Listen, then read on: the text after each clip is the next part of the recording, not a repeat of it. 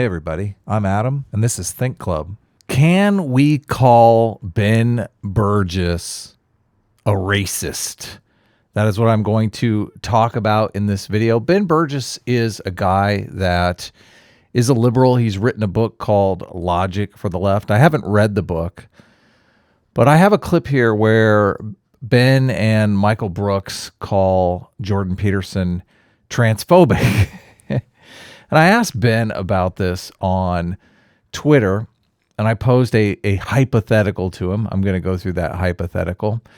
And I want to be very clear here. I don't think Ben is remotely racist. I don't think Ben hates black people. I don't think because of his answer on my hypothetical, he is in fact a racist. My question is, if we use Ben's logic to why he thinks Jordan Peterson is transphobic, which I think we can agree to say someone is transphobic, we're basically saying that they hate trans people.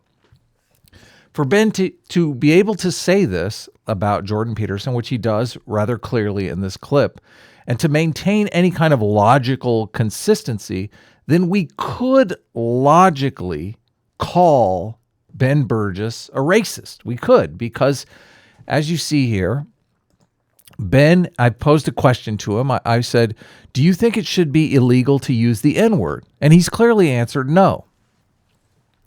So if you say that anybody who is against some kind of legislative bill to make using the N-word illegal is a racist, then Ben obviously falls into this category. He's against a law that would prevent people from using the N-word, that would curtail people's speech.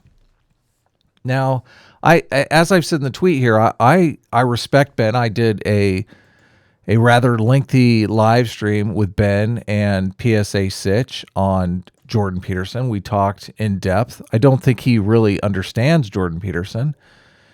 And he's coming out rather hard here against Jordan Peterson and transphobia. It's a little disheartening because people can so easily be smeared by this logic that he's using. So let me play the clip here, and I can get your feedback on what you think is actually going on. Like, I do think, frankly, that there are people on the left who hurl accusations of every sort without backing it up, sometimes totally incorrectly. I think that that's an actual problem. And I'll say by the same token, the idea that there were people who would say that I was being unfair by identifying Jordan Peterson as transphobic. I mean, literally, the guy built his whole fucking career on transphobia. Yeah, I apologize for the F word there.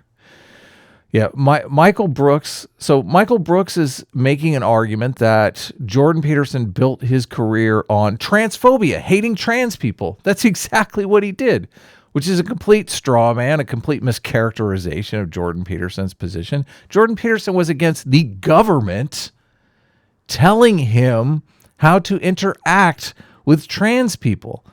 Okay?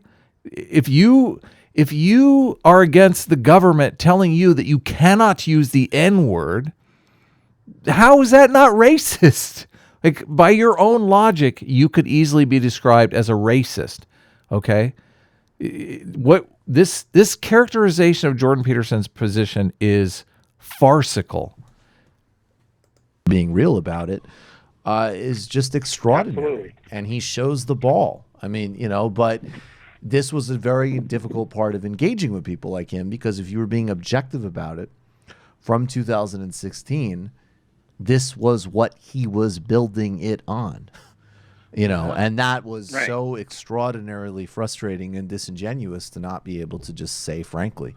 I appreciate the call. We'll keep going. Thanks so much. Yeah. See, now I was thinking Ben here might actually not just dive into the liberal bubble here, but no, he goes full force. Ben has this look on his face like, yeah, Michael, you're going a bit hard here on Jordan Peterson. Like just calling people willy-nilly transphobic, it seems a little dangerous, okay? Let's just say. Yeah. Which you should absolutely say that Jordan Peterson is transphobic, and there's a deep and strange hypocrisy in the fact that he talks about self-authorship and, the sanctity of the individual. Deeply, deeply transphobic. Deeply transphobic. And his entire public persona was founded on his bold protest of saying that I'm not going to call my students what they want to be called. Right. See, this is not at all what happened, okay? Jordan Peterson has never said to any of his students that he would not call them what they wanted to be called. Jordan Peterson was taking a stand against the government forcing him to call his students what they wanted to be called. And by your own logic, Ben, if you are against the government forcing you not to use the N-word, you are a racist, a complete and utter racist. Now, like I said before, I don't believe Ben is a racist. What I am saying is, by his own logic, by his own his own argument, it would be politically fine to call anybody who opposes a law that the government forces people not to use the N-word a racist. But that's your logic, Ben. That's not our logic. It's simply your logic.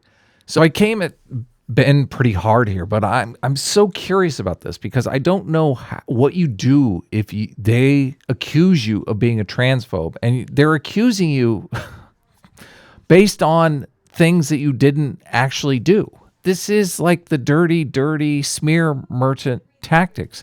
And I'd like to give Ben the benefit of the doubt. I'd like to say that Ben is doing it out of ignorance, and perhaps he is, but I mean, what can Jordan Peterson do to get people to stop making this accusation when it's based completely on fallacious events? So I asked Ben here, you call JBP transphobic on the Brooks show. I mean, I realize you have to do that. To not is like showing up at a KKK meeting and refusing to use the N-word, because Michael Brooks is basically calling Jordan Peterson transphobic. And I mean, there's a social component that's going on here. It's almost like a huge virtue signal on the left. You have to call Jordan Peterson transphobic or you lose your progressive card or something like that. But I'm just curious how JP got this label from you. Does one have to use compelled speech at all instances or take that label? If you feel that someone is being disingenuous, someone is pretending to be trans, and just basically asking you to use their pronouns just to be a dick because that's what they are in the mood to do. I mean, I realize this is a hypothetical, but if you're against being forced to do whatever someone who calls himself a trans person wants you to do, are you forced to take this label of transphobia? Is that where the line is drawn? So I'm curious your thoughts. And if there are any progressives in my audience, I mean, where is the line drawn? Like, how do we stop this madness? How do we stop calling people racist and transphobic for stuff that they didn't do? When do we take someone's argument at face value? That is my big question. So I'll go ahead and leave it there. Leave me your thoughts in the comments below, and we'll see you in the next video. But at the end of the day, a personal pronoun preference still is a preference for what language other people use. And at the end of the day, I don't have ultimate control over what Dr. Peterson, what the language he chooses to use, or anybody else for that matters. That's up to them. Okay, let me find out then. The problem arises. Let me find out. If she were a student of yours, what would you call her? She. You would. Okay.